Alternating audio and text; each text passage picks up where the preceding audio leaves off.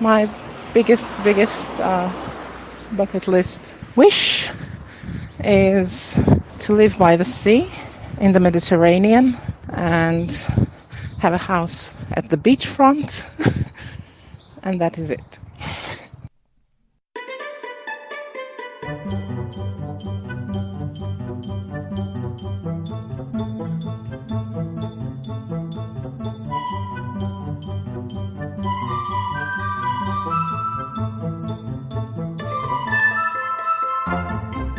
Hello, and thank you for downloading. You're listening to Travel Tales from Beyond the Brochure, a weekly series looking at unfamiliar places across the world, an aspect of travelling you may never have thought of. I'm your host, Ian Oliver, also known as the Barefoot Backpacker, a middle-aged Brit with a passion for offbeat travel, history, culture, and the whys behind travel itself. So join me as we venture beyond the brochure.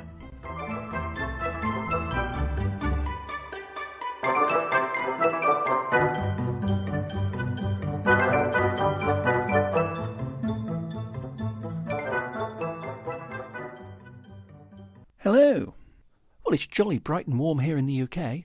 We're in the middle of a small heatwave right now, and I know the temperatures don't sound terribly high when compared to many other parts of the world. We're talking, high 20s Celsius, 80 Fahrenheit? But remember, this is a country not used to such extremes of weather. We don't have aircon as standard, and our roads and railways are built and tempered with cool grey drizzle as standard, so have a tendency to melt. Just like the people using them, I guess. Well, it's been a busy week for me. My lodger's moved in and is looking after my house while I'm away. And it's weird that it no longer really feels like my house anymore. She has so much stuff that I've been helping us sort through and arrange that it really feels like a different house to the one I live in. And she's there while I go on a few trips abroad. I don't really know what to call them, not holidays, but equally, they're not technically work trips as I'm not doing them for anyone else. I mean, maybe a couple of blog posts will come out of them, but I'm going for my own pleasure more than anything else. I do need to get travel insurance, though. My upcoming trip's 77 days long, which is 2 weeks longer than the maximum allowed single trip on most policies. Yeah, I'll work it out. I'm recording this at my friend's house just outside Birmingham, where I've been staying at the weekend, mainly to drink craft beer and play pool badly. It's an annual celebration of his stag night, where we drank craft beer and played pool badly. Of course, by the time you're listening to this, I should have arrived in Auckland in New Zealand after having spent a total of, 23 hours on planes? I paid for extra legroom in an exit row. Yes, this is about as big as upgrade as I'll make to any flight. But one of the flights is 15 hours, 45 minutes long. My problem is that I really don't like flying, mainly because I find it incredibly boring and I get stir-crazy. I've always likened it to being wrongfully arrested and placed in a communal holding cell. You're stuck in a small enclosed space with no real idea where you are or what time it is, around other people who you've never met but are in the same situation as you. You know you're going to be released, but you can't honestly be sure when, and you're beholden to the people running the place as to when you eat and drink. As an introvert, and someone who's a bit of a control freak, not having the freedom to explore and do my own thing in my own space really irks me. A future pod will talk more about control when travelling, by the way, and possibly not in the way you'd expect. So hopefully, by the time you're listening to this, I'll have arrived in one piece and not come to blows with anyone, but you never know. At least it's a decent airline I'm flying with. It's theoretically possible to fly to New Zealand on a series of budget airlines, and maybe that would be an interesting journey to take. This is not the day for that.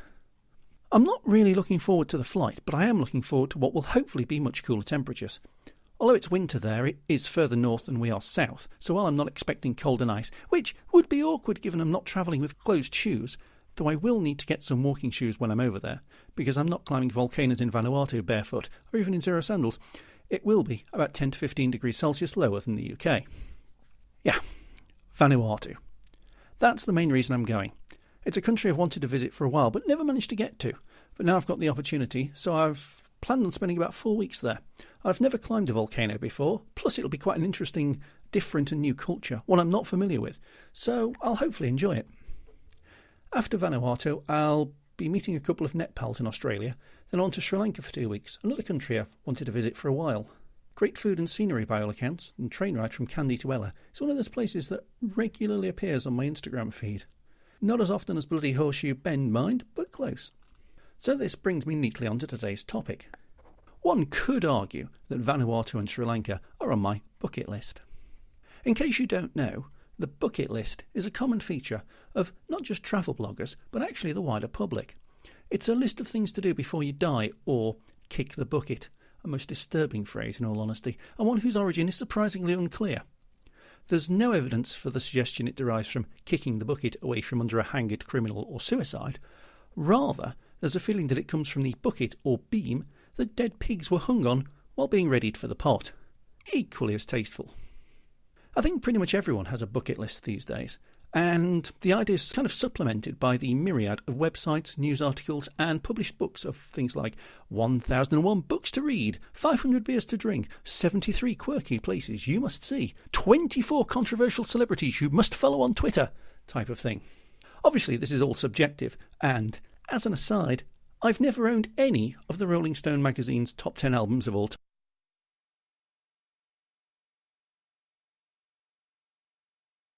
Before I downsized well over 300 albums.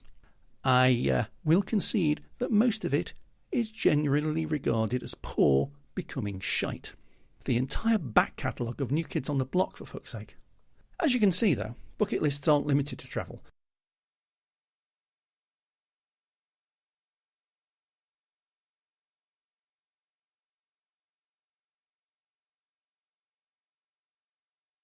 Mainly at the travel side of it. I asked a few of my tweeps and friends what they thought of the concept of bucket lists and whether they had any items on theirs, and this is what they said. I don't actually have a bucket list anymore. I really don't. I just call it the Hydra instead. I just have a pet Hydra, basically.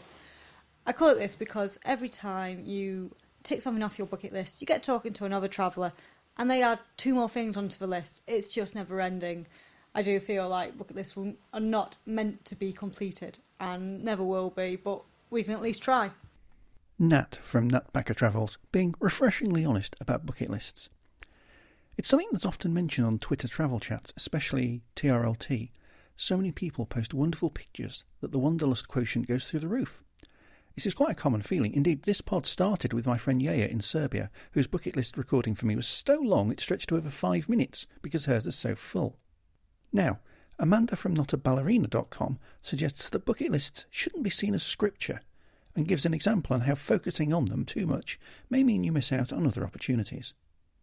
So, for example, in my own life, recently I got offered the chance to take a trip to Fiji and work on this empowerment tourism project, and that's something that had never crossed my mind before. I'd never been in any of the Pacific Islands before. They're quite far from me over here in Western Australia. Just wasn't on my radar at all. And I feel like if I was focusing on a bucket list, I would say no to that and do something else instead.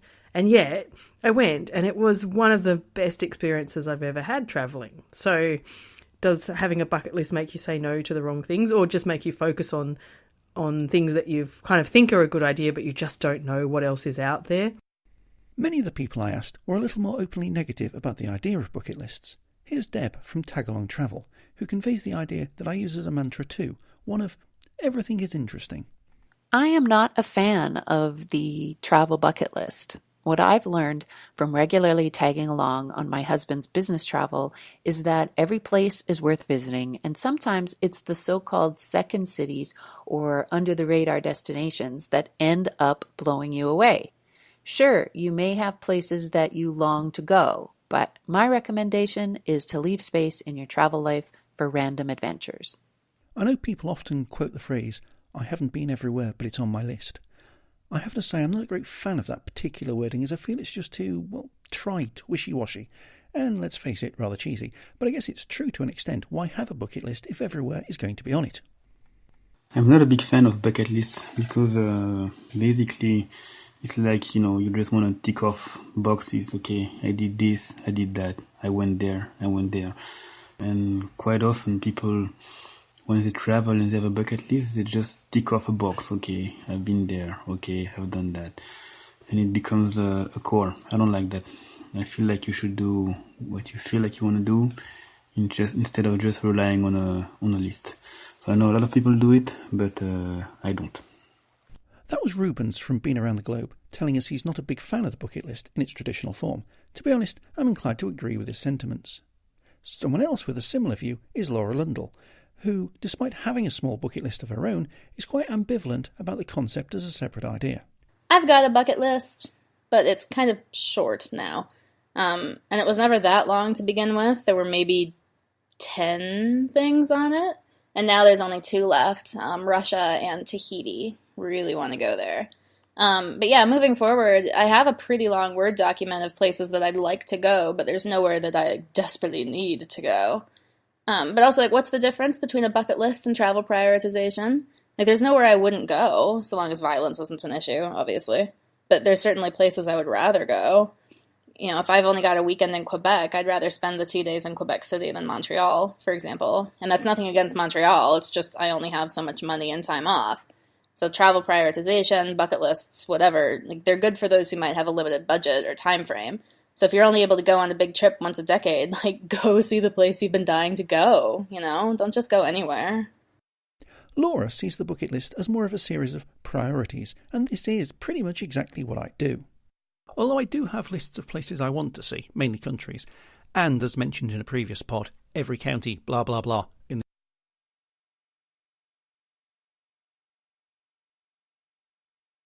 Bolivia, for instance, and I know one day I will, so it's not so much a desire as a post-dated fact. The question then isn't will I go, but when will I go? Rather, what I do have is a little more controversial. I was chatting a while ago with another travel blogger, and the subject of Moldova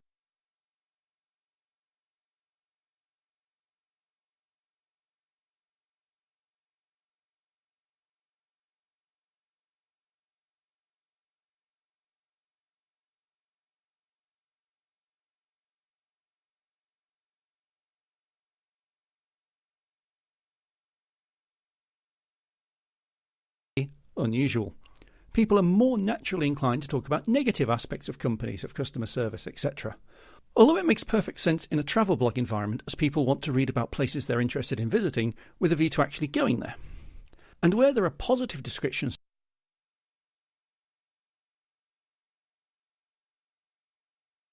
and everywhere. Now, one of my travel-related hobbies is to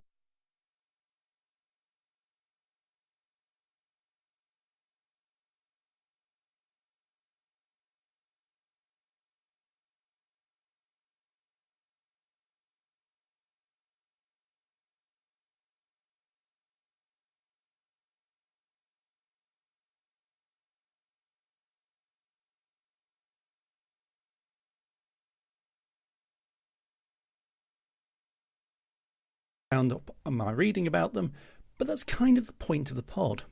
So, place number 1 is Angola. Now, if you were to ask my friends, they'd suggest strongly that countries like Angola should be high up on my bucket list, as they're war-torn ex-colonial nations and I appear attracted by what you might call dark history. However, in most cases, the countries I visit with a bleak past are ones which are starting to recover from this history. Maybe they're going through a period of reconciliation. Maybe they've even gone beyond that and are opening up museums to remind people of the horrors, a show of intent that it could never happen again. Or maybe simply the spark or reasons for the darkness have been resolved or are simply just past, and the country is a modern, functioning nation again. In addition, most countries that I've visited that have had a dark past have other unrelated reasons to visit. So, for example, Cambodia has Angkor as well as Tuol Sleng. Timor-Leste has scenery and diving. Much of Africa has wildlife and culture. As far as I can tell, Angola doesn't have these quite strongly as other countries in the area. Although the civil war ended a few years back, it still seems quite a lawless place, and that's not including the Cabinda enclave, where only a couple of years back the Togo football team was fired upon. Unexpectedly, Luanda, the capital, regularly tops polls for being amongst the most expensive city for expats. The country is very oil-rich, and there's a big divide between those with money and those without. Several countries are like this, of course, Gabon, Venezuela, some might even say the United Arab Emirates, but they don't have the negative feelings that Angola brings. Once you leave the towns on the coast, there's nothing I've seen or read that really attracts me either. If you want remote desert, go to Namibia. If you want rainforest, there's a myriad of better destinations. Savannah, mountain ridges, East Africa is your destination. There's nothing that Angola has that other neighbouring countries don't have better. And those countries are also much safer, possibly with the exception of Democratic Republic of Congo, cheaper and much easier to get to. The second country is Chad. Now, imagine Angola with a much greater proportion of desert and less oil. Chad is one of the driest countries in the world, one of the hottest and also one of the most corrupt. It's never really been a unified state. The French colonial rulers created the administrative borders, but other than that, didn't seem to really bother with it, much like they didn't do with Burkina Faso. And not long after independence, the fractious nature of the country exploded into an on-off civil war that has continued pretty much to the present day. Relations with neighbouring countries have also been tense, bordering on angry, for pretty much the entire history of the nation. As such, apart from dodging bullets in one of the many rebel assaults, there doesn't seem to be much to do there for me. One of the most pretty and historically interesting parts of the country, the Ennedi Desert area, is also one of the most lawless, whilst the capital, N'Djamena, is fairly unnoteworthy, often only the battleground in coups and assaults. It's also one of the hottest and most uncomfortable cities on the planet. And taking all this into consideration, I've honestly yet to find a good reason for me, personally, to visit Chad. Now, number 3 is Maldives, or in fact, if we want to expand it a bit, honeymoon destinations, small hot islands in general.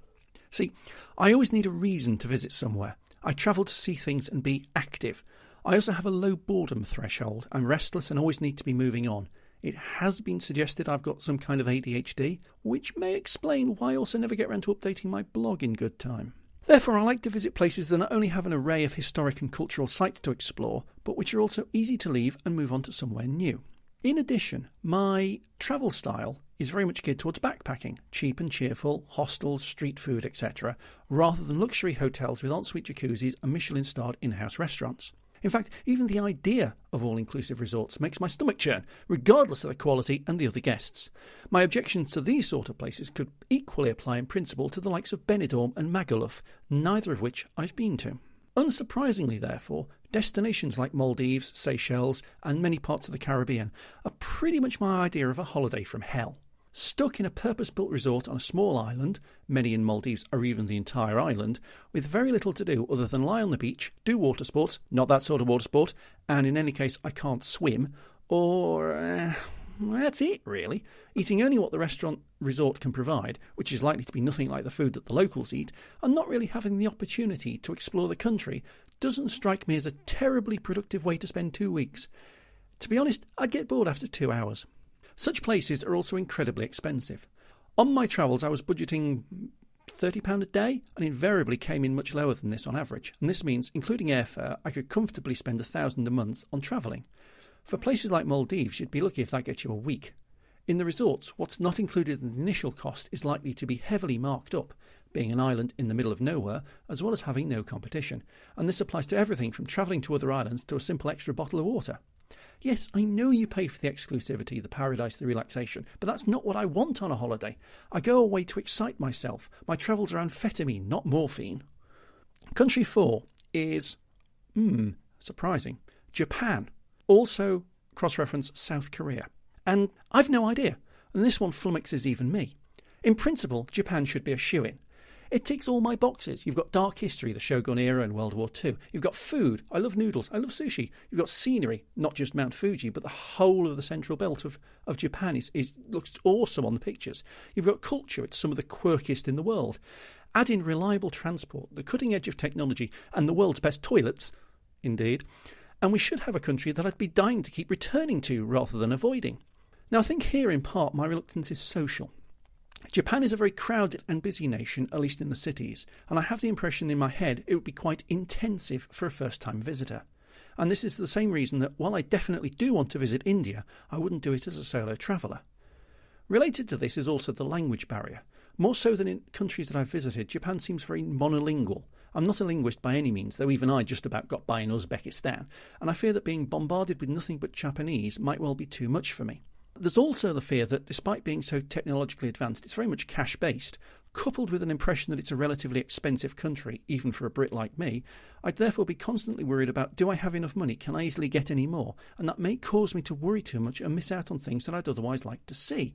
There's also the thought that, although it's very crowded, Japan's a very introverted country with a very introverted social scene. And while I'm an introvert as well, what that means is, coupled with the language barrier and the constant fear, I would be kind of reluctant to get myself out into the country and speak to people. And a large part of the way I travel involves having to speak to people, which is quite weird for an introvert. I suppose in general Japan isn't on my place to visit list because I'm not certain that I'd enjoy it. I might get there and find I just can't cope with it, like I did in Ethiopia, but for different reasons.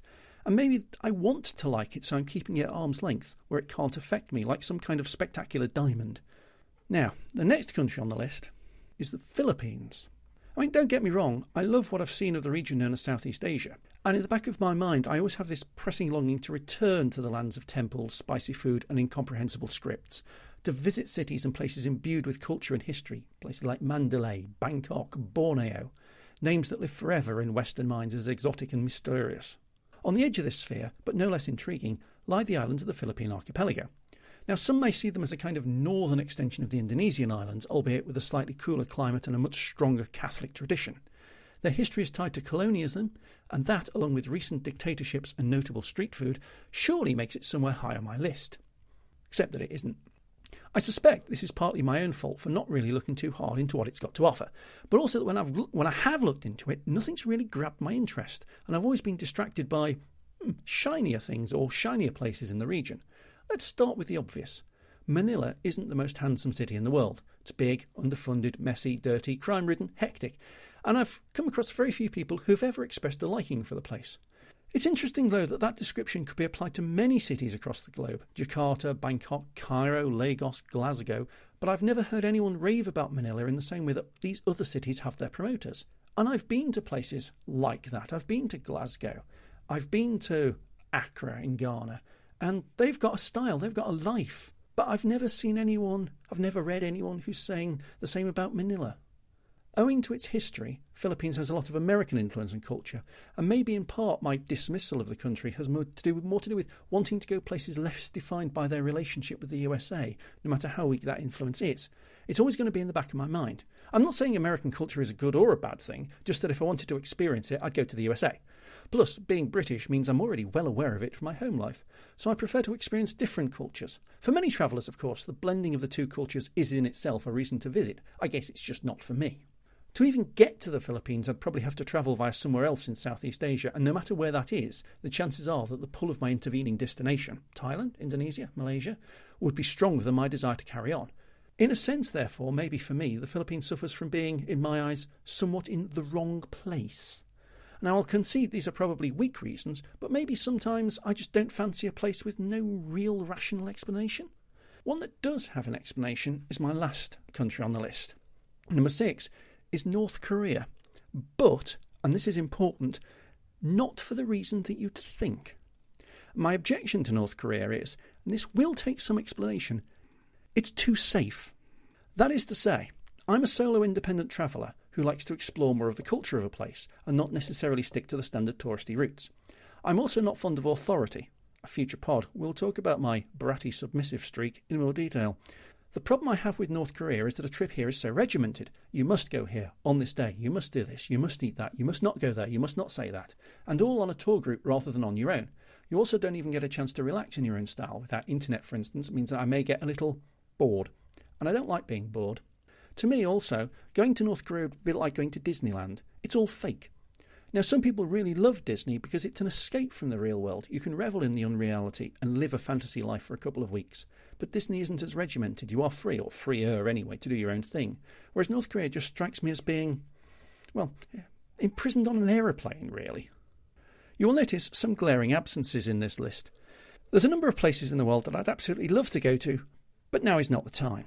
One day I will visit Syria, for instance. One of my biggest travel regrets is not going there in 2010, when me and a friend were plotting a short trip to somewhere historical and culturally interesting. We edged away from Syria because we thought it would be better to include Jordan too, and we didn't have time on that occasion. It's just not the best place to go right now. For exactly the same reason, Iraq is somewhere I'll visit one day, but today is not that day. Except Kurdistan. That's very likely to be visited soon. The only reason I haven't been to Afghanistan already is because I broke a bone in the top of my foot in Uzbekistan, and not because I was barefoot, and it hurt to walk. Some other lesser regarded countries are also high on my I'm interested in this place plan, including Honduras, the Democratic Republic of Congo as mentioned earlier, and Guinea-Bissau. Now, as I say, all this is just my opinion, and no doubt some people listening to this pod will love some of these places precisely because of the reasons I don't fancy them. And of course, these may change over time.